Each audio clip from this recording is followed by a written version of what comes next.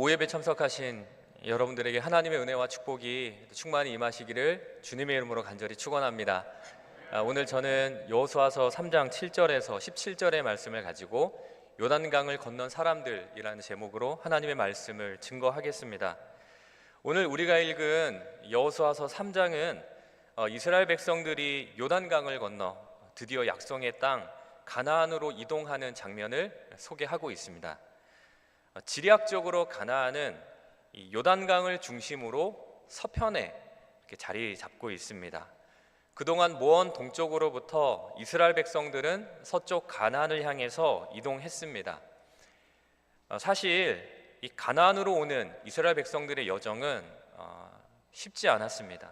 참 많은 사건이 있었고 많은 어려움들이 있었습니다.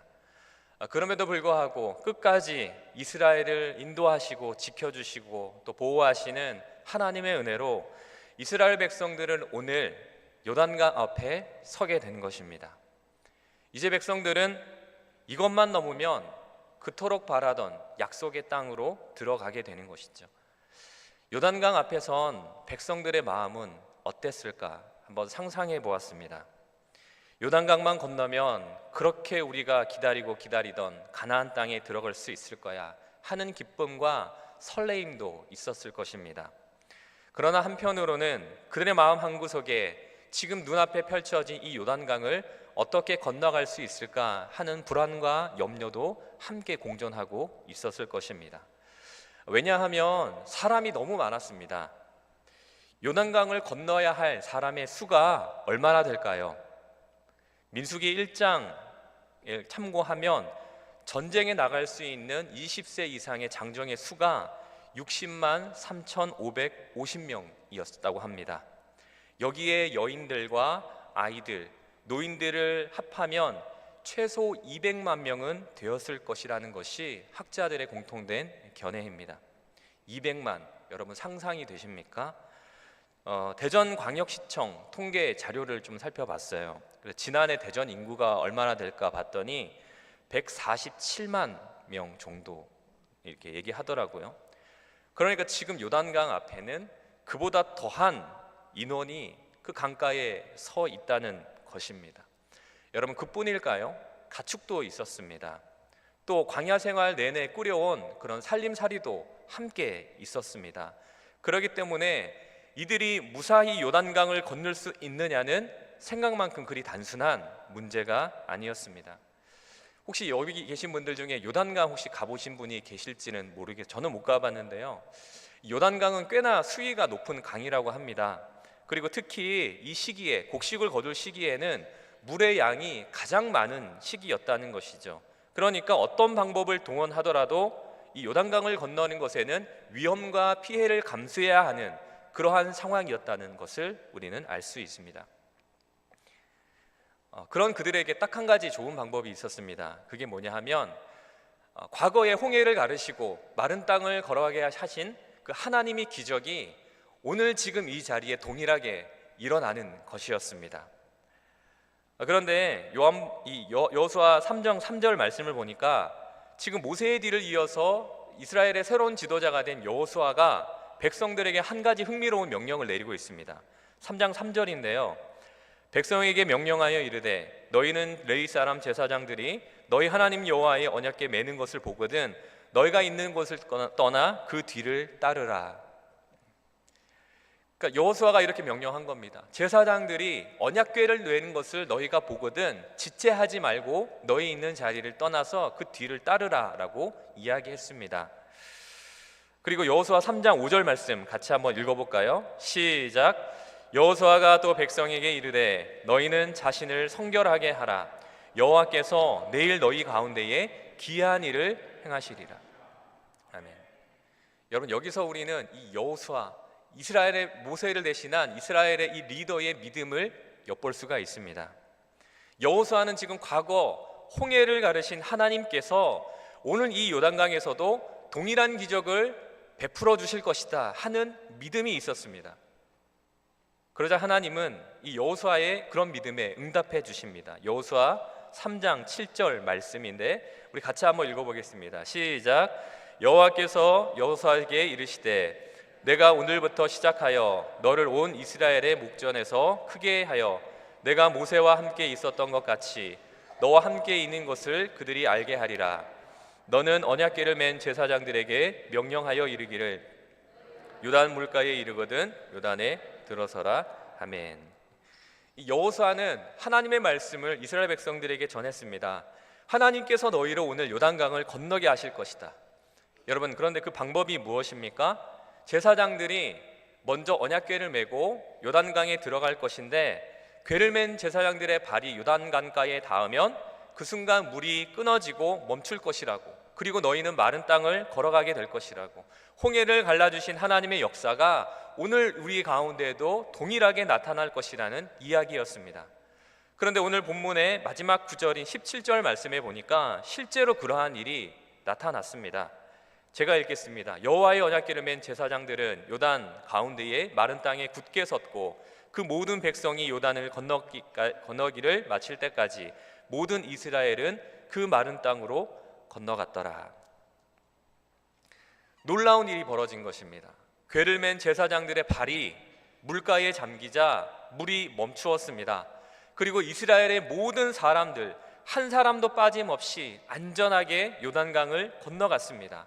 하나님은 출애굽 1세들에게 행하셨던 홍해의 기적을 지금 요단강 앞에서 출애굽 2세들에게 똑같이 재현을 해 주셨습니다. 여러분, 여기서 우리는 한 가지 질문을 해볼 수가 있는데요. 그렇다면 과연 이 요단강 앞에서 홍해의 기적을 재현하신 하나님의 뜻이 무엇일까? 이 기적을 통해서 하나님은 이스라엘 백성들에게 무엇을 원하고 계신 걸까? 그 이유가 여호수아 4장 23절에 나와 있습니다. 제가 읽겠습니다. 너희의 하나님 여호와께서 요단물을 너희 앞에 마르게 하사 너희를 건너가게 하신 것이 너희의 하나님 여호와께서 우리 앞에 홍해를 말리시고 우리를 건너게 하신 것과 같았으니, 24절의 말씀인데 우리 같이 한번 읽겠습니다. 시작. 이는 땅의 모든 백성에게 여호와의 손이 강하신 것을 알게 하며 너희가 너희의 하나님 여호와를 항상 경외하게 하려 하심이라. 아멘. 홍해와 같이 요단강을 마른 땅이 되게 하신 하나님의 뜻이 무엇이라고 성경이 말씀합니까? 그것은 여호와의 손이 강한 것을 너희로 알게 하고 너희 하나님 여호와를 너희가 항상 경외하기 위해서라고 성경은 알려주고 있습니다. 한마디로 얘기하면 하나님이 영광을 받으시기 위해서라는 것입니다. 하나님의 위대하심, 하나님의 전능하심을 나타내 보이시기 위해서 출애굽 1세대들에게는 홍해를 가르는 기적을 베푸셨다면 오늘 요단강 앞에 선 이스라엘 백성들에게는 요단강이 갈라지는 기적을 행하셨다는 것이죠. 하나님이 영광을 받으시기 위해서라는 것입니다.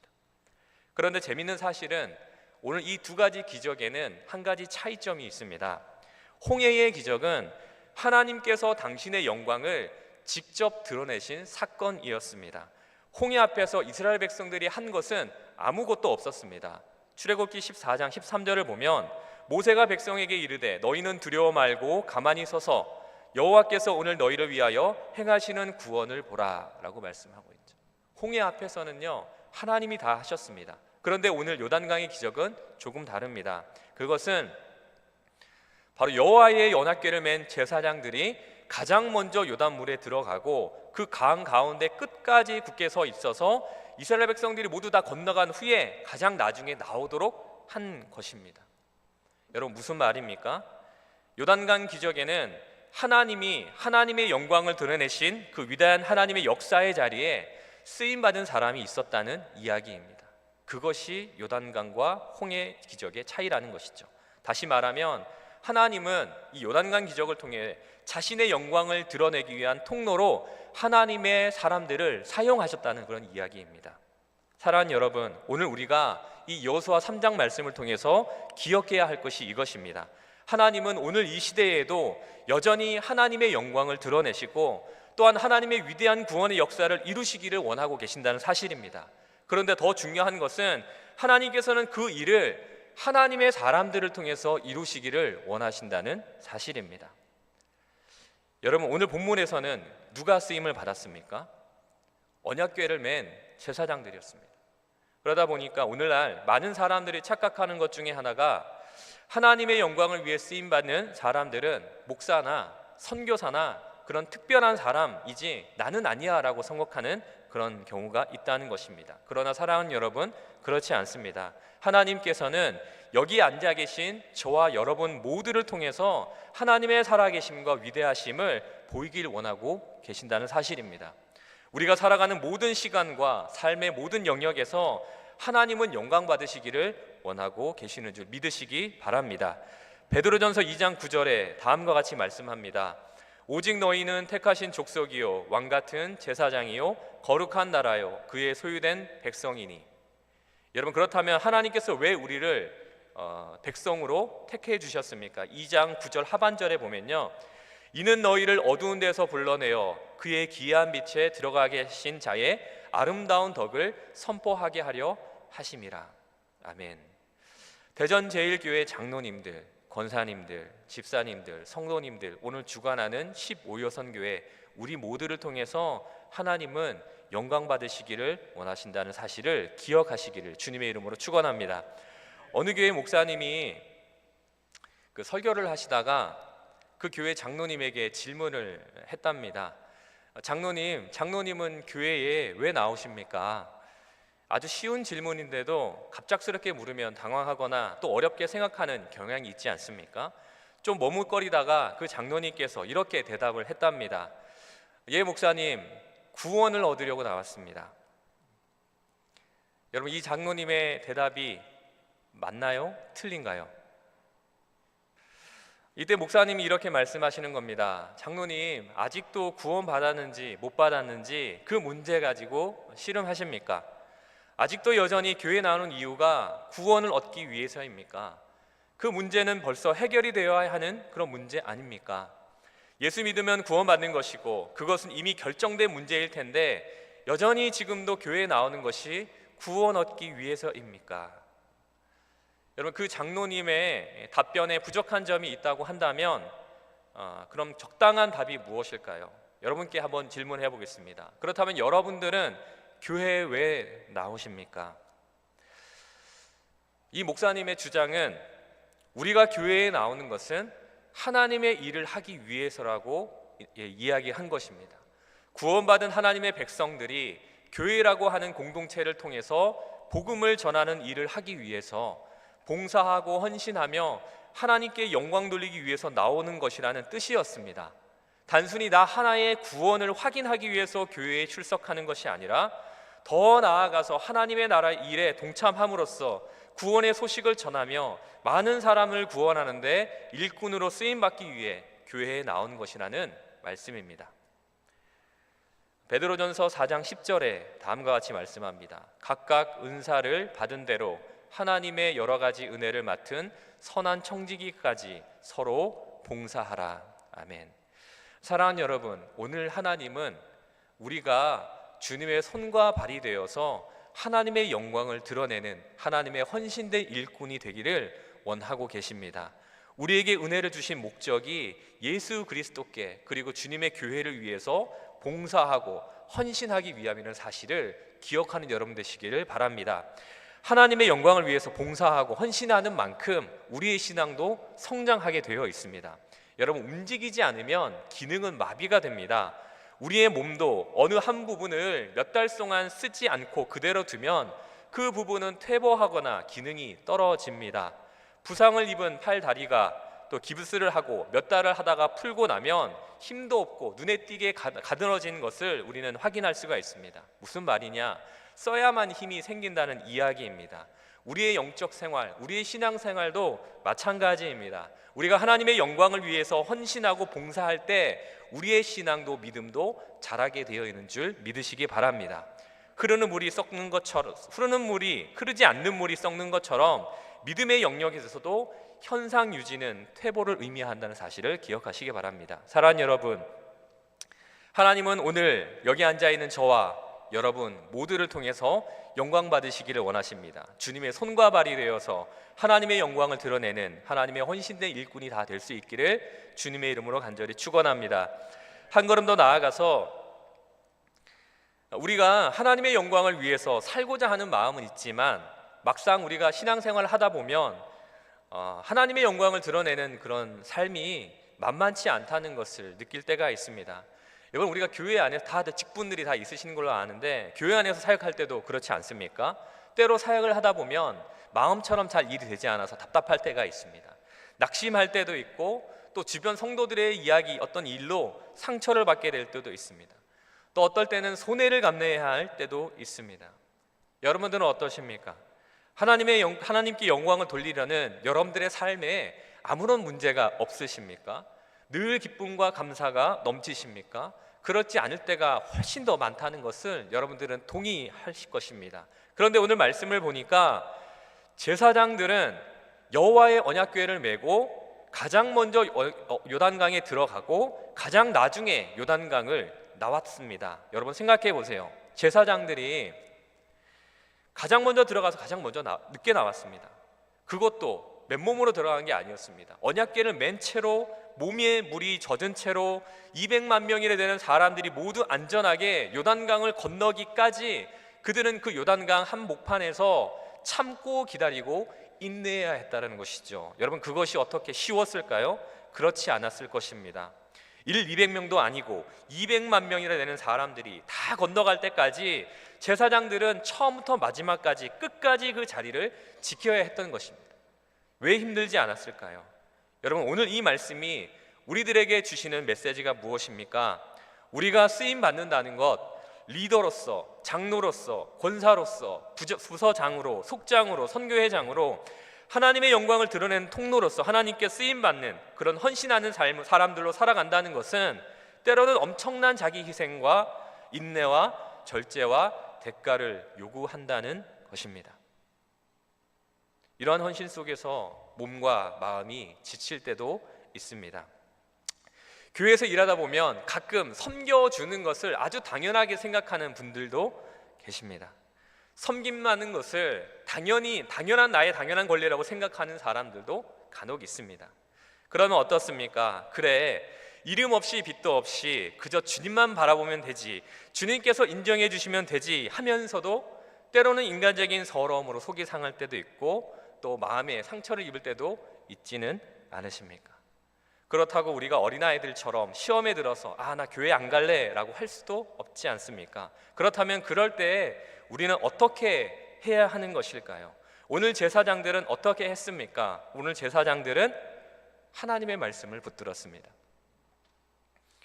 어깨에 맨 하나님의 언약궤를 더욱 굳게 잡았습니다. 그리고 제사장들은 하나님께서 그들에게 명령하신 그 말씀에 따라서 주신 사명을 따라 끝까지 참고 견디며 그들의 자리를 지켰습니다. 이로써 모든 이스라엘 백성들이 요단강을 안전하게 건너갈 수 있었던 것입니다. 제사장들도 하나님의 영광을 드러내는 도구로 쓰임받는 그 현장에서 어려운 마음들이 있었을 것입니다. 그러나 그들은 이런 마음이 들 때마다 어떻게 했습니까? 여호와의 언약궤를 더욱 굳게 붙잡았을 것입니다. 힘이 들지만 하나님 바라보면서 하나님께서 나에게 맡겨주신 사명이니까 그 믿음 가지고 굳게 서서 그렇게 사명의 자리를 지켜나갈 수 있었을 것입니다. 그렇다면 사랑하는 여러분, 우리는 어떤 말씀을 붙들어야 하겠습니까? 저는 오늘 사순절을 보내면서 히브리서 12장 1절 2절 말씀을 여러분과 함께 나누고 싶습니다. 우리 같이 한 목소리로 읽어보겠습니다. 시작. 이러므로 우리에게 구름같이 허다한 증인들이 있으니 모든 무거운 것과 얽매이기 쉬운 죄를 벗어버리고 인내로써 우리 앞에 당한 경주를 하며 믿음의 주요 또 온전하게 하시는 이인 예수를 바라보자. 그는 그 앞에 있는 기쁨을 위하여 십자가를 참으사 부끄러움을 개의치 아니하시더니 하나님 보좌 우편에 앉으셨느니라. 아멘. 사랑하는 성도 여러분, 우리가 하나님의 영광을 위해서 살아가는 우리의 신앙의 여정 가운데 때론 믿음이 흔들릴 때도 있고 또 낙심하고 넘어질 때도 있을 것입니다. 그러나 그럴 때마다 우리가 붙들어야 할 말씀, 그것은 믿음의 주요 우리를 온전하게 하시는 이인 우리 구주 예수 그리스도를 바라보는 것입니다. 우리 예수님도 하나님의 영광을 드러내시기 위해서 십자가의 모진 고통을 참으시고 또 그 십자가 지는 것을 부끄러워하지 않으셨습니다. 우리도 그 예수님을 바라보며 주님을 따르고자 할 때 하나님께서는 우리에게 이 모든 것들을 능히 이겨낼 수 있고 감당할 수 있는 힘과 능력을 주실 줄 믿습니다. 하나님으로부터 공급받는 새 힘과 은혜를 가지고 날마다 하나님의 영광을 위해서 하나님께서 맡겨주신 사명의 자리를 기쁨과 감사로 감당해 나가는 저와 여러분 모두가 될 수 있기를 예수님의 이름으로 간절히 축원합니다. 기도하겠습니다. 하나님 감사합니다.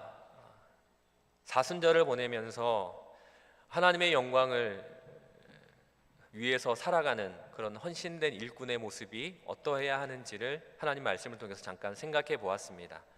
때로는 하나님의 영광을 드러낸 일이 마음처럼 쉽지 않고 때로는 속이 상할 때도 있고 또 여러 가지로 어려움들이 또 우리 앞에 또 있지만 이 시간 우리의 눈을 들어서 날 위하여 십자가 지신 그 주님, 우리를 온전하게 하시는 이인 예수님을 바라보며 또 주님께서 공급해 주시는 새 힘과 능력을 힘입어서 우리에게 주신 사명의 자리를 끝까지 지켜 하나님께 영광 돌리는 믿음의 백성들 다 되게 인도해 주시옵소서. 날마다 기도와 말씀 가운데에 주님께 나아가서 또 주님을 기쁘시게 하는 우리 모두가 되도록 우리 구주 예수 그리스도의 이름으로 간절히 기도하옵나이다. 아멘.